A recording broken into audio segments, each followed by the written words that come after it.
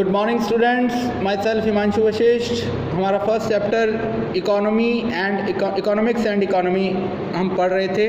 इसके बारे में हमने काफ़ी कुछ इसमें देखा। थोड़ा सा मैं आपको ब्रीफली रिवाइज कर देता हूँ। फर्स्ट ऑफ ऑल हमने इकोनॉमिक्स का मीनिंग और उसका एक्सप्लेनेशन देखा। उसके बाद इकोनॉमिक्स के दो important element scarcity and choice के बारे में डिस्कस किया। देन इसके बाद हमने दो अप्रोचेज़ इकोनॉमिक्स की होती हैं, माइक्रो एंड मैक्रो। इन दोनों अप्रोचेज़ को डिस्कस किया कि माइक्रो इकोनॉमिक्स किसको बोलेंगे और मैक्रो इकोनॉमिक्स किसे बोलेंगे। लास्ट वीडियो में देखा था हमने ये बातें। इसके बाद इन दोनों का डिस्टिंक्शन, इन दोनों का डिफरेंस, माइक्रो एंड मैक्रो का, ये हमने स्टडी किया था। आज हम बात करेंगे positive and normative economics.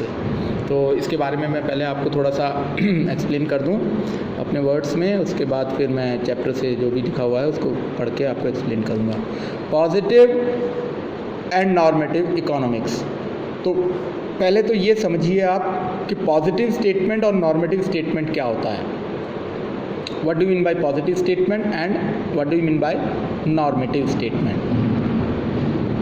Positive statement हर उस स्टेटमेंट को बोलते हैं, ध्यान से सुनेंगे।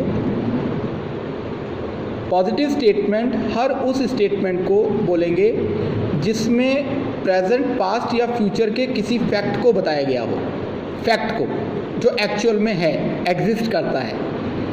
That statement is called positive statement. For example, India got independence in 1947। भारत को 1947 में आज़ादी मिली। It is a fact. ये एक फैक्ट है, इसको झुटलाया नहीं जा सकता। इसको चेक किया जा सकता है कि ये सही है या गलत, क्रॉस चेक कर सकते हैं हम इसको। तो this statement is called positive statement. Okay, past से रिलेटेड है ये। प्रेजेंट टाइम में अगर हम बात करें तो जैसे फॉर एग्जांपल कि at present time India's population is near about 130 crore people. Okay, वर्तमान में हिंदुस्तान की पॉपुलेशन जो है वो लगभग 130 करोड़ है। तो this statement is also called positive statement, क्योंकि ये प्रेजेंट टाइम का एक फैक्ट बता रहा है और इस फैक्ट को भी हम क्रॉस चेक कर सकते हैं। इसकी करेक्टनेस को हम देख सकते हैं कि ये करेक्ट है या इनकरेक्ट है। ठीक है। और फ्यूचर से रिलेटेड स्टेटमेंट की बात करें कि in the year 2030 India's population would be 140 crore या 145 करोड़। एक अनुमान है, एक जिसे हम कह सकते हैं कि आइडिया है फ्यूचर टाइम के लिए, फैक्ट का। ओके, तो कहने का मतलब ये है कि प्रेजेंट टाइम, पास्ट टाइम या फ्यूचर टाइम के कॉन्टेक्स्ट में किसी भी फैक्ट को एक्सप्लेन करने वाला, डिस्क्राइब करने वाला स्टेटमेंट कहलाता है आपका पॉजिटिव स्टेटमेंट। और पॉजिटिव स्टेटमेंट के अंदर जो फैक्ट दिया होता है उस फैक्ट को हम क्रॉस चेक कर सकते हैं उसको कि भाई वो करेक्ट है या इनकरेक्ट है। कुछ भी हो सकता है, वो करेक्ट भी हो सकता है, इनकरेक्ट भी हो सकता है, doesn't matter. Okay, on the other hand normative statement are those statements which are an opinion। Normative statement कौन से स्टेटमेंट्स होते हैं? जो फैक्ट्स नहीं होते हैं बल्कि ओपिनियन होते हैं। ओपिनियन का मतलब राय, टिप्पणी, और इनको क्रॉस चेक नहीं किया जा सकता और इनकी करेक्टनेस को भी हम डिटरमाइन नहीं कर सकते। भाई राय है मेरी और तो क्या, इसके अंदर मैं अपना अगर कोई स्टेटमेंट दूँ, फॉर एग्जांपल जैसे पास्ट, और ये भी पास्ट, प्रेजेंट, फ्यूचर तीनों टाइम से रिलेटेड हो सकते हैं। जैसे फॉर एग्जांपल मैं बात करूँ कि अभी जैसे कोविड का प्रॉब्लम चल रहा है, ठीक है ना। तो कोविड के प्रॉब्लम के ऊपर मेरी ओपिनियन है कि in the month of July the pandemic, covid pandemic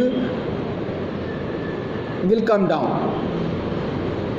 the status of the level of covid pandemic will come down. जुलाई के महीने तक ये जो महामारी, वैश्विक महामारी है कोविड पैंडमिक, कोविड की, इसका जो रेशो है, इसका जो अभी प्रॉब्लम चल रहा है, ये नीचे आएगा। अभी तो बहुत ज़्यादा डिज़ास्टर सिचुएशन में है। तो ये कोई फैक्ट नहीं है, ये स्टेटमेंट जो मैंने अभी बोला ये कोई फैक्ट नहीं है। It is merely an opinion of me. ये सिर्फ मेरी एक राय है, एक मेरी टिप्पणी है. तो what is actually, वास्तव में क्या है, या what was in actual, वास्तव में क्या था, या what will be in actual, वास्तव में क्या होगा. इस तरह के स्टेटमेंट्स को हम बोलेंगे पॉजिटिव स्टेटमेंट्स, और इकोनॉमिक्स से रिलेटेड है तो वो पॉजिटिव इकोनॉमिक्स हो जाएगा. और व्हाट शुड बी, क्या होना चाहिए, इस तरह का अगर कोई स्टेटमेंट है तो that statement is considered as normative statement. और अगर वो इकोनॉमिक्स के कॉन्टेक्स्ट में है तो फिर वो नॉर्मेटिव इकोनॉमिक्स कहलाएगा. Is that clear? अब देखिए आप वन बाय वन करके. सबसे पहले हम बात करें पॉजिटिव इकोनॉमिक्स की. तो positive economics deals with economic issues or economic behavior related to past, present और future. पास्ट टाइम में, प्रेजेंट टाइम में या फ्यूचर टाइम में जो इकोनॉमिक बिहेवियर रहा या है या होगा, उससे रिलेटेड फैक्ट्स को बताने वाले स्टेटमेंट को ही पॉजिटिव इकोनॉमिक्स बोलते हैं. It deals with such economic situation which can be studied by using facts and figure. ये आ गई ना बात, कि उस प्रॉब्लम को स्टडी करते हैं जिनको फैक्ट और फिगर से हम स्टडी कर सकते हैं. Read the following observation carefully. देखिए यहाँ पर इन्होंने कुछ एग्जांपल्स दिए हैं. ये तीनों एग्जांपल जो हैं पॉजिटिव इकोनॉमिक्स के हैं. मैं एक्सप्लेन कर रहा हूँ आपको, ध्यान से सुनेंगे. On the eve of independence, poverty in India affected larger percentage of population than now. आज़ादी के वक्त पॉवर्टी ने, गरीबी ने हिंदुस्तान की पॉपुलेशन के एक ज़्यादा बड़े हिस्से को प्रभावित किया आज की तुलना में. तो it is an observation related to the past. ये एक ऑब्जर्वेशन है, एक फैक्ट है. अगर हम उस समय के आंकड़े, उस समय के डेटा, उस समय के फैक्ट्स, फिगर्स को अगर स्टडी करें तो ये चीज़ नज़र आती है कि यस, पॉवर्टी बहुत ज़्यादा थी और उन्होंने इंडियन इकोनॉमी को, इंडियन सोसाइटी को बहुत ज़्यादा अफेक्ट किया. तो ये स्टेटमेंट कौन सा स्टेटमेंट कहलाएगा आपका? Positive economics. इसी तरह से 22% population of in India is absolutely poor. Hindustan की जो पॉपुलेशन है उसमें से 22% पार्ट जो है पब्लिक का, वो एब्सोल्यूट पुअर है. एब्सोल्यूट पुअर और रिलेटेड पुअर, दो, रिलेटिव पॉवर्टी, एब्सोल्यूट पॉवर्टी, दो तरह की पॉवर्टी होती है. इसके बारे में हम बाद में पढ़ेंगे. फ़िलहाल इतना समझ लीजिए कि एक पर्टिकुलर कैटेगरी है पॉवर्टी की जिसको एब्सोल्यूट पॉवर्टी बोलते हैं. ओके, इस कैटेगरी में टोटल पॉपुलेशन का 22% आता है. तो इट इज़ अ फैक्ट, ये एक फैक्ट है. इसको कैलकुलेट किया गया है कि कितने हिंदुस्तान में लोग जो हैं वो एब्सोल्यूट पॉवर्टी में रह रहे हैं, जिनको हम BPL बोलते हैं. क्या बोलते हैं इनको? BPL, below poverty line. Okay, तो below poverty line, it is an observation related to the present. ये ऑब्जर्वेशन है, ये भी एक फैक्ट है जो प्रेजेंट टाइम से रिलेटेड है. Likewise, if population in India continues to grow at the existing rate, अभी जो भी हमारी ग्रोथ रेट है पॉपुलेशन की, अगर उसी रेट पर पॉपुलेशन बढ़ती रही, the percentage of population below poverty line will exceed 22% in the year 2020. ये पुरानी बुक है, वो 2020 तो निकल चुका है, तो आप इसको आगे का ईयर कंसीडर कर लें कि अगर इसी रेट पर पॉपुलेशन बढ़ती रही तो इन द फ्यूचर टाइम हमारा जो BPL का रेशियो है 22%, ये बढ़ जाएगा, एक्सीड कर जाएगा. It is an observation related to the future. तो ये तीनों ऑब्जर्वेशन जो हैं पास्ट, प्रेजेंट एंड फ्यूचर के, ये फैक्ट्स को बता रहे हैं जो एक्चुअल में एग्जिस्ट करते हैं या नहीं करते हैं, ये बात की बात है. इसको हम चेक कर सकते हैं, लेकिन बट तीनों ही स्टेटमेंट के अंदर फैक्ट्स दिए गए हैं, फिगर्स दिए गए हैं. ठीक है ना? तो ये तीनों स्टेटमेंट कौन से स्टेटमेंट कहलाएंगे? पॉजिटिव इकोनॉमिक्स के. देखिए, ऑल दीज ऑब्जर्वेशंस और statements are element of positive economics. These observations highlight the state of poverty in the past, present and the future. तीनों स्टेटमेंट के अंदर पास्ट टाइम, प्रेजेंट टाइम और future time की जो poverty की situation है उसको बताया गया है. दस positive economics is the economics of what was, ध्यान से सुनेंगे, what is and what would B. तो पॉजिटिव इकोनॉमिक्स क्या बताता है? क्या था, क्या है और क्या होगा। अब इसकी कैरेक्टरिस्टिक्स हैं, विशेषताएं हैं पॉजिटिव स्टेटमेंट्स की। Number 1, these statements highlight the nature and extent of economic problem or analyze the economic behavior of the people related to past, present or future. As I told कि ये economic behaviour को study करता है, study नहीं करता मतलब उसको reveal करता है कि भाई क्या था, क्या है और क्या हो सकता है या होगा। पहली characteristic. Second is these statements are based on facts and figure related to past, present और फ्यूचर। सेम थिंग, कोई ज़्यादा फर्क नहीं है दोनों कैरेक्टरिस्टिक्स में। Third is these statements are verifiable of the truth. ये बात जो मैं आपको कह रहा था कि आप इसको क्रॉस चेक कर सकते हैं। मतलब अगर मैं अभी आपको कहूँ कि हिंदुस्तान के अंदर 25% BPL है, तो इस फैक्ट को डेटा कलेक्ट करके, सर्वे करके, स्टडी करके आप चेक कर सकते हैं कि 25 है या 22 है या 20 है। तो verifiable for truth, facts and figure can be verified, you know that. And the fourth characteristic is these statements do not reflect any value judgment or opinion of the economist. In statement के अंदर कोई opinion नहीं होती है, कोई value judgement नहीं होता है कि क्या होना चाहिए। ये सिर्फ ये बताते हैं कि क्या है या क्या था या क्या होगा। Okay, which could be a matter of debate. मतलब वैल्यू जजमेंट जो होता है, ओपिनियन जो होता है, उसके ऊपर तो डिबेट की जा सकती है कि नहीं नहीं आप गलत कह रहे हैं, ऐसा नहीं, ऐसा होना चाहिए। बट फैक्ट के ऊपर कोई डिबेट नहीं होती है। फैक्ट होता है जो है, जो था, जो होगा, उसके बारे में बताता है। तो यहाँ पर कुछ ध्यान रखने वाली बात है। It is important to note that the positive statements are not necessarily the statement of truth. ये जो भी मैं आपको कह रहा था कि ज़रूरी नहीं है कि पॉजिटिव स्टेटमेंट जो हैं वो ट्रुथ ही हों, वो फॉल्स भी हो सकते हैं। ये चेक करने पर डिपेंड करता है।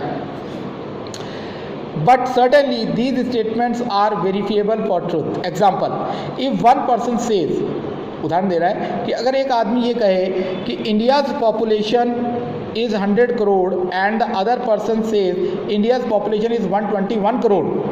एक आदमी कह रहा है कि हिंदुस्तान की पॉपुलेशन 100 करोड़ है, दूसरा कह रहा है नहीं, एक तो 21 करोड़ है।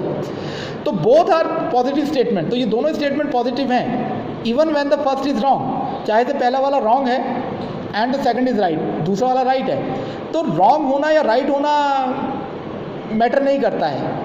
ओके, बट फैक्ट होना चाहिए। The point to be emphasised is that the positive statements are verifiable statements. One can verify these statement as true और फॉल्स। तो ये तो बात हुई पॉजिटिव इकोनॉमिक्स की। अब इसके बाद हम बात करते हैं नॉर्मेटिव इकोनॉमिक्स। तो नॉर्मेटिव इकोनॉमिक्स के बारे में जैसे मैंने आपको बताया कि ये ओपिनियन बेस्ड स्टेटमेंट्स होते हैं, ये वैल्यू जजमेंट होते हैं इकोनॉमिस्ट्स के, अर्थशास्त्रियों के, और ये डिबेटेबल होते हैं, मतलब इनके ऊपर डिबेट की जा सकती है। तो व्हाट शुड बी, अगर एक फ्रेज के अंदर अगर मैं बताना हो कि नॉर्मेटिव इकोनॉमिक्स किस टाइप के स्टेटमेंट्स होते हैं, व्हाट शुड बी, क्या होना चाहिए, तो वो मेरी ओपिनियन है, हो सकता है आपकी नहीं हो या किसी तीसरे की नहीं हो। वो कहेगा नहीं नहीं ऐसा नहीं, ऐसा होना चाहिए। तो इस तरह के जो स्टेटमेंट्स हैं जिनमें वैल्यू जजमेंट हो, जिसमें ओपिनियन हो, उन स्टेटमेंट्स को नॉर्मेटिव इकोनॉमिक्स बोलते हैं।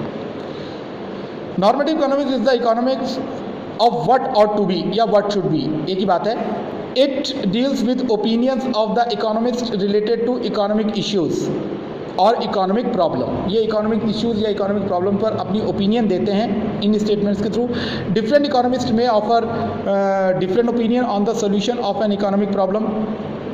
कोई भी इकोनॉमिक प्रॉब्लम, जैसे प्रेजेंट टाइम के अंदर हम बात करें तो इस कोविड प्रॉब्लम की वजह से हमारी जो इकोनॉमी है वो बहुत ज़्यादा वियर एंड टियर हो रहा है। उसके अंदर जीडीपी जो है वो नीचे जा रहा है, लोगों का एम्प्लॉयमेंट ख़त्म हो रहा है, अनएम्प्लॉयमेंट स्प्रेड हो रहा है। अब इसको हम कैसे करेक्ट करें? तो मिस्टर ए जो एक इकोनॉमिस्ट है उन्होंने एक राय दी कि इसको इस तरह से डील किया जाना चाहिए। मिस्टर बी जो दूसरे इकोनॉमिस्ट है उन्होंने कहा नहीं इस तरह नहीं, इस तरह से कि इसको डील किया जाना चाहिए। इसी तरह से सी डी ई एफ अलग अलग लोग जो है उनकी अलग अलग राय हो सकती है। और ये सारी राय, ये सारी ओपिनियन, ये सारे स्टेटमेंट कौन सी कैटेगरी में आएंगे? नॉर्मेटिव इकोनॉमिक्स में। ओके, तो ओपिनियन इन्वॉल्व्स वैल्यू जजमेंट। अब यहाँ पर इन्होंने एग्जांपल दिया है किस तरह से। मनरेगा एक स्कीम चल रही है इंडिया, गवर्नमेंट ऑफ इंडिया की, सेंट्रल गवर्नमेंट की, Mahatma Gandhi national rural employment guarantee act. इसके बारे में थोड़ा सा इंट्रोडक्शन मैं आपको दे देता हूँ, डिटेल से आप आगे पढ़ेंगे।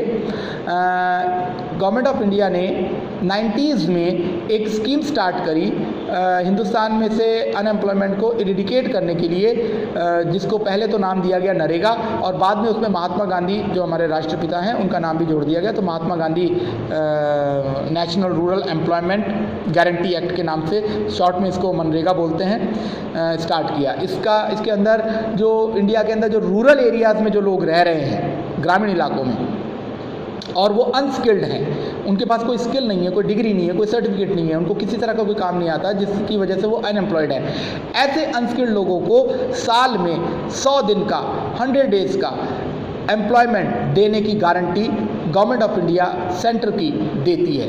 फिर वो चाहे उनसे कुछ भी काम करवाएं, ऐसा काम जिसके अंदर किसी तरह की स्किल की कोई ज़रूरत नहीं है। फॉर एग्जांपल उनसे गड्ढे भरवाए जा सकते हैं, गड्ढे खुदवाए जा सकते हैं, पेड़ पौधे लगवाए जा सकते हैं और भी कुछ भी काम जिसको कोई भी एक लेमैन कर सके, ऐसा काम वो कम से कम साल में 100 दिन उनको अवेलेबल कराते हैं ताकि उनकी थोड़ी बहुत इनकम हो सके। तो ये एक स्कीम चल रही है गवर्नमेंट ऑफ इंडिया की, सेंट्रल गवर्नमेंट ऑफ इंडिया की, मनरेगा के नाम से। अब इस मनरेगा के ऊपर 3 स्टेटमेंट हैं। पहला स्टेटमेंट कह रहा है कि मनरेगा will one day bring an end to the problem of unemployment in the country, कि मनरेगा जो है एक दिन हिंदुस्तान में से बेरोजगारी की समस्या को ख़त्म कर देगा। तो इट इज़ माई ओपिनियन, ऐसा मुझे लगता है, लेकिन ज़रूरी नहीं है कि ये सही ही हो, लेकिन मेरी ओपिनियन है। तो we can say that this statement is a normative statement. उसी तरह से सेकंड स्टेटमेंट, मनरेगा is just a programme of financial aid to the unemployed people in rural India. मनरेगा जो है ये कोई एम्प्लॉयमेंट स्कीम नहीं है, ये केवल रूरल एरिया में रहने वाले इंडियंस को दी जाने वाली एक एड, एक मदद है जो बिना बात के उनको दी जाती है, बिना किसी प्रोडक्टिविटी के उनको दी जाती है। बेनिफिशरीज ऑफ मनरेगा will remain as unproductive worker. जो मनरेगा के जो बेनिफिशरीज हैं जिनको फ़ायदा मिल रहा है वो हमेशा अनप्रोडक्टिव ही बने रहते हैं। तो बजाय इसके गवर्नमेंट को उनको स्किल्ड बनाना चाहिए, उनको किसी तरह का कोई काम सिखाना चाहिए ताकि वो प्रोडक्टिवली जीडीपी में पार्टिसिपेट कर सकें। मनरेगा के थ्रू ऐसे फालतू के अंदर गड्ढे खोदना, गड्ढे भरना, कच्ची सड़कें बनाना, पेड़ लगाना, पेड़ काटना, इस तरह के कामों से काम करवा के उनको अगर आप पैसा दे रहे हैं तो आप उनका भला नहीं कर रहे हैं। तो ये सेकंड स्टेटमेंट कह रहा है। तो ये भी एक ओपिनियन है, ज़रूरी नहीं है कि ये ओपिनियन करेक्ट हो। ओके, तीसरा स्टेटमेंट है कि MNREGA uses tax payer money.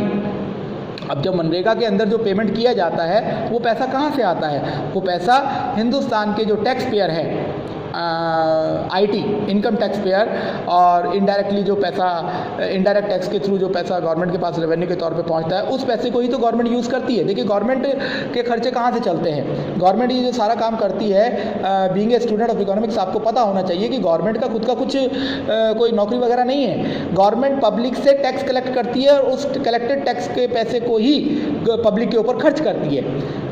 Okay, तो अब तीसरी ओपिनियन ये आती है कि मनरेगा का जो पैसा है वो टैक्स पेयर मनी यूज़ की जाती है and should therefore be stop. तो टैक्स पेयर जो बंदा है वो तो स्किल्ड बंदा है, वो तो काम कर रहा है, प्रोडक्टिवली काम कर रहा है, तो उससे कलेक्टेड टैक्स का पैसा उसी के ऊपर खर्च होना चाहिए बजाय अनस्किल्ड और रॉ हैंडेड लोगों के ऊपर खर्च किए जाने के बजाय। तो ये तीसरी ओपिनियन होगी।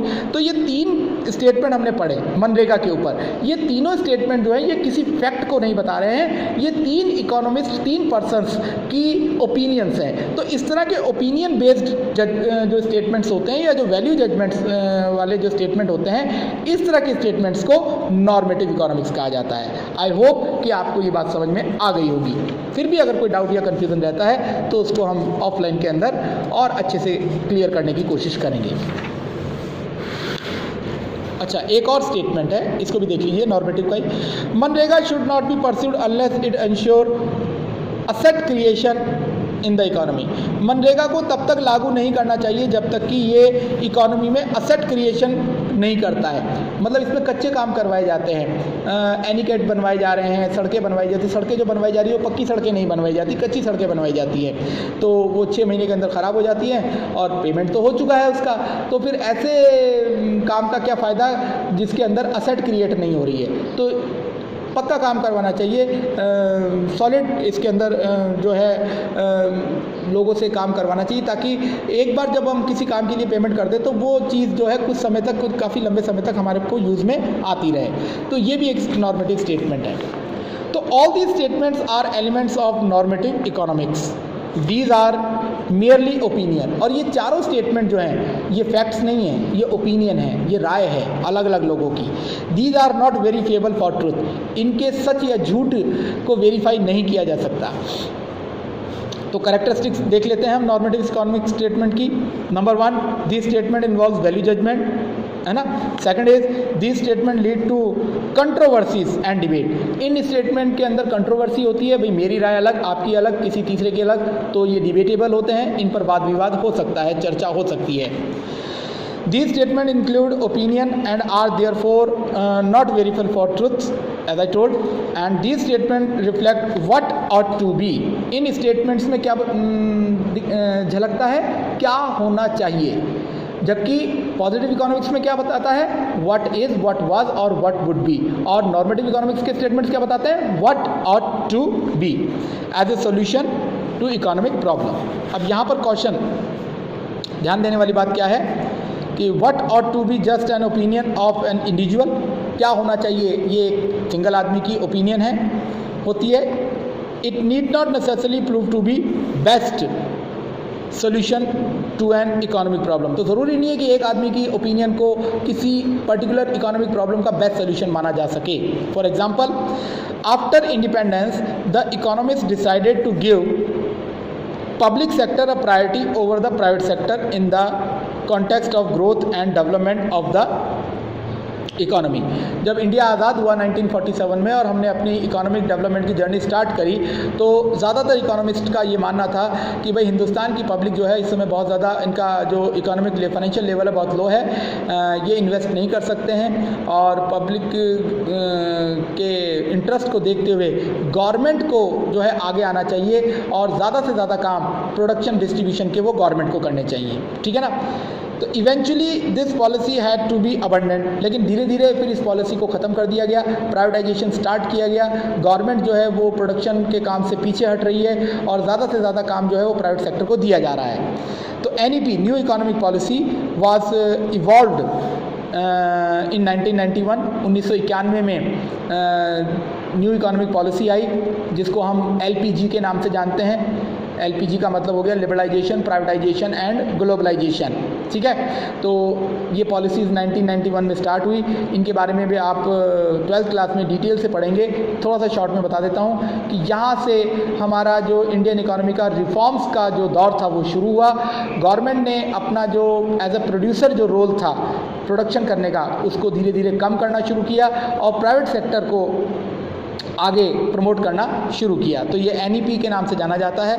And it was decided to place greater reliance on private sector rather than public sector. और 1991 के बाद से गवर्नमेंट की पॉलिसी जो थी वो टोटली चेंज हो गई और पब्लिक सेक्टर के बजाय प्राइवेट सेक्टर पर ज़्यादा विश्वास किए जाने वाली पॉलिसीज़ को परसू करना शुरू किया गया और वह आज तक कंटिन्यू हैं। तो ये स्टेटमेंट्स जो होते हैं, कुल मिला के बात इतनी निकल के आती है कि ये ओपिनियंस होते हैं, ये राय होती है जो person to person, economist to economist vary कर सकती है। और हम ये नहीं कह सकते कि first opinion is better than second, ये डिबेटेबल होते हैं, इन पर वाद विवाद किया जा सकता है। ओके, तो आज की क्लास में हमने नॉर्मेटिव इकोनॉमिक्स और पॉजिटिव इकोनॉमिक्स के बारे में पढ़ा। यहाँ पर ये जो नेक्स्ट सेक्शन है, इन दोनों का डिफरेंस है, इसके बारे में आपको नेक्स्ट क्लास के अंदर बताएंगे। कुछ ज़्यादा नई बात नहीं है, जो बातें हमने यहाँ पर ऊपर वाले सेगमेंट के अंदर पढ़ी हैं उन्हीं बातों को कंक्लूड किया गया है। इनको आप खुद भी पढ़िएगा एक बार, और नेक्स्ट वीडियो जो मैं बनाऊँगा उसमें पहले इन डिस्टिंक्शन पॉइंट्स को पहले हम डिस्कस कर लेंगे, उसके बाद फिर नेक्स्ट टॉपिक पर आएंगे। ओके, आज के लिए इतना ही काफ़ी है। Thank you, good bye.